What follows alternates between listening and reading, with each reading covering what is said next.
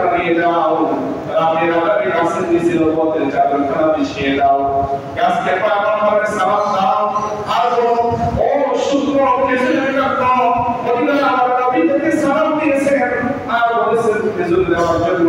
হযরত মির্জা রাদিয়াল্লাহু তাআলা আনহু খেজুরের গাছের নিচে নবুয়তের চাদরখানা বিছিয়ে দিলেন।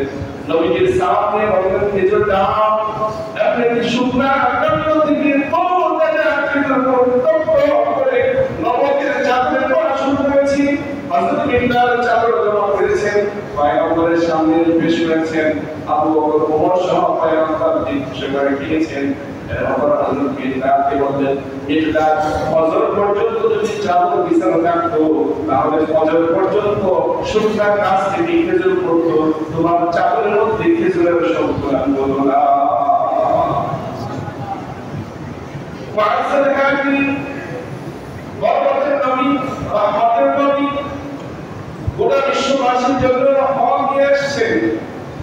পারস্যের সালমান ফার্সির ঘটনা হৃদয় বিলাও, তার বাড়িতে ঘটনা হৃদয় বিলাও। পয়গম্বরের দরবারে সালমান ফার্সি রাদিয়াল্লাহু তাআলা বসে আছেন, চেহারাটা বলি বিষণ্ণতায় তার চেহারা ছেয়ে গিয়েছে। পয়গম্বর জিজ্ঞেস করেন, সালমান বিষণ্ণ মনে বসে আছো, ব্যাপার কি?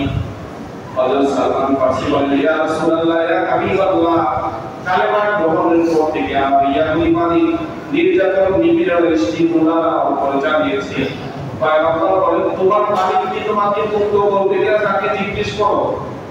সালমান মালিক ইয়াহুদীকে জিজ্ঞেস করে, মালিক আমাকে কি আপনি আযাদ করবেন, মুক্তি করবেন, মুক্তি পণ কি দিতে হবে? মালিক বলে 1000 স্বর্ণ মুদ্রা, 1000 দিনার আর 300 খেজুর গাছে সজ্জিত একটা খেজুর বাগান, যে বাগানের প্রত্যেক গাছে খেজুর ধরেছে। শর্তটা সহজ না কঠিন? 300 খেজুর চারা বিশিষ্ট একটা খেজুর বাগান, যে বাগানের প্রত্যেক গাছে খেজুর ধরেছে, একটাও মিস নেই। মুক্তি দেওয়ার উদ্দেশ্য নাকি আটকার উদ্দেশ্য? আটকার উদ্দেশ্য। হযরত সালমান ফার্সি ফিরে আসছেন, পয়গম্বরের দরবারে বসা। এই সংবাদ পয়গম্বরকে দেন না, কারণ এই সংবাদ দিয়ে কোনো লাভ নেই। কয়েকদিন পর হওয়ার পর পয়গম্বর জিজ্ঞেস করেন, সালমান কি ব্যাপার, তোমার মালিকের কি সংবাদ? কিছুই তো বলল না। হযরত সালমান ফার্সি রাদিয়াল্লাহু তাআলা বলেন, ইয়া রাসূলুল্লাহ, ইয়া হাবিবাল্লাহ, যেই সংবাদ আপনার কাছে বলার কথা না আমি বড় শুনি।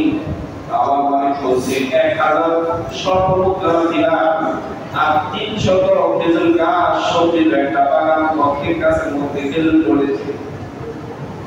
পয়গম্বর বলেন, সালমান অপেক্ষা করো, তোমার মালিক তো খেজুর বাগানের জায়গা নির্ধারণ করে দিবে। মালিক জায়গা নির্ধারণ করার পর তুমি সেখানে গাছ লাগানোর জন্য মাটি করতে শুরু করো। দুজন সাহাবী পয়গম্বর পাঠালেন, যাও ইয়াহুদীর নার্সারি থেকে অমুক জাতের খেজুরের চারাগুলো নিয়ে আসো, সম্ভবত আসবাব খেজুর হবে।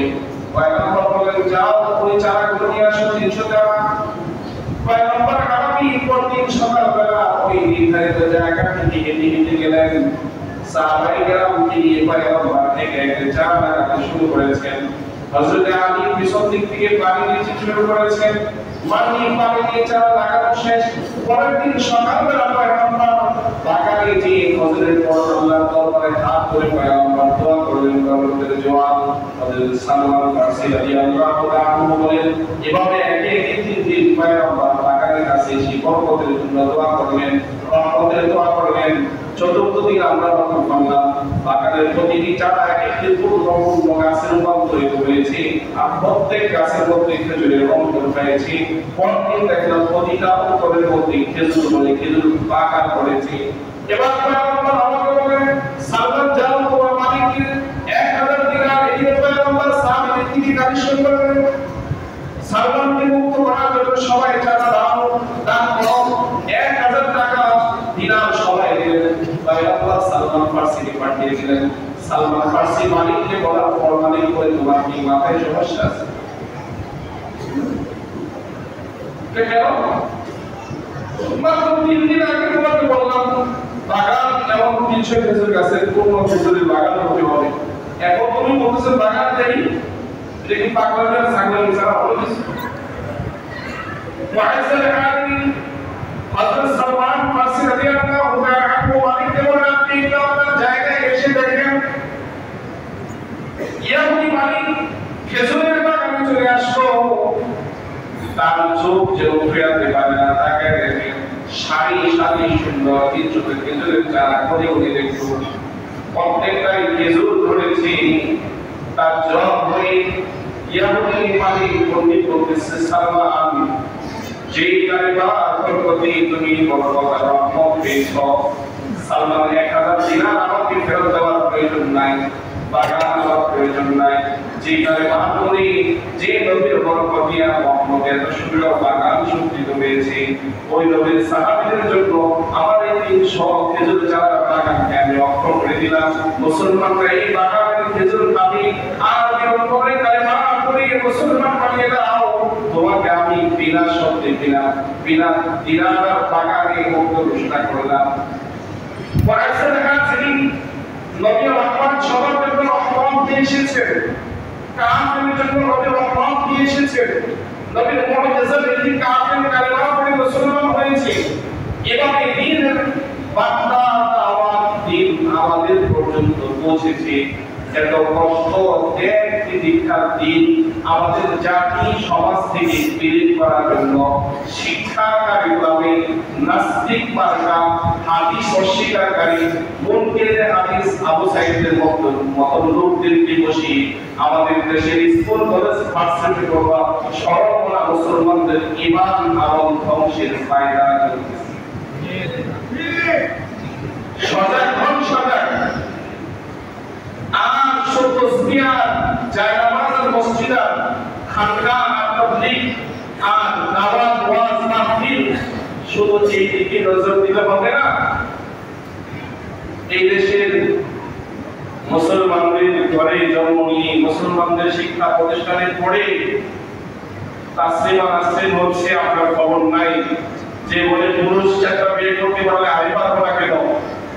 যে দেশে ইসলামী গণনা 92% মুসলমানের দেশে পড়াশোনা করে ডক্টর আহমদ শরীফ বলছে, যে বলে আমি মারা যাওয়ার পর আমার লাশ গোসল কাফন না করে জানাজার প্রয়োজন নাই, হাসপাতালে দান করে দিন। আপনাদের খবর নাই? আপনার আমার ছেলেও এরকম মতাদর্শ ধারণ করতে পারে। আপনার আমার ছেলে মেয়ে যে শিক্ষা প্রতিষ্ঠানে পড়ছে, সেই শিক্ষা সিলেবাসের মধ্যে ট্রান্সজেন্ডার, ছেলে ইচ্ছা করলে মেয়ে হতে পারবে, মেয়ে ইচ্ছা করলে ছেলে হতে পারবে। সমকামিতা, ছেলে ছেলে বিবাহ সাথে হবে, মেয়ে মেয়ে বিবাহ সাথে করতে পারবে। খবর নাই আমাদের মুসলমানদের। যে দিন এত ত্যাগ আর কোরবানির বিনিময়ে আমাদের কাছে এসেছে, সেই দিনের অনুসারীদের ছেলেমেয়েদেরকে মগজ ঘোলাই করে দিন থেকে সূক্ষ্মভাবে বের করে দেওয়ার ষড়যন্ত্র হইতেছে। মুসলমানদেরকে জাগতে হবে, হুঙ্কার দিতে হবে, নিজেদের অধিকার আদায়ের জন্য। নিজেদের ছেলে মেয়ে সবাই মাদ্রাসায় পড়বে না, স্কুল কলেজ ভার্সিটিতে পড়েও তারা দাওয়াত তাবলীগে মেহনত করবে, তারা খানকায় যাবে, তারা মসজিদ মাদ্রাসা নির্মাণ করবে, আলেম ওলামাদের পাশে থাকবে, তারা দ্বীনকে লালন পালন করে ইসলামী তাহসিল তামাদ্দুন নিয়ে তারা দ্বীন চর্চায় গড়ে উঠবে। আজকে সেই শিক্ষা সিলেবাস পড়ানোর জন্য হাদিস অস্বীকারী মুনকির হাদিস আবু সাঈদকে নিয়োগ দেওয়া হয়েছে। আমরা তীব্র নিন্দা এবং প্রতিবাদ জানাই। এদেশের শিক্ষা সিলেবাস পড়ানোর জন্য বিজ্ঞ, প্রাজ্ঞ, দার্শনিক, ইসলামী চিন্তাবিদ, ইসলামী স্কলার রয়েছে এবং একজনকে সেই শিক্ষা সিলেবাস প্রবর্তনের কমিটিতে আনা হবে। আসতে বললেন যে ঠিক, চিন্তা করেন ঠিক, সজাগ হতে হবে। যুবকরা ফেসবুকে লিখতে হবে, অনলাইনে এখানে কি করতে হবে? সবাই সচেতন হওয়া চাই।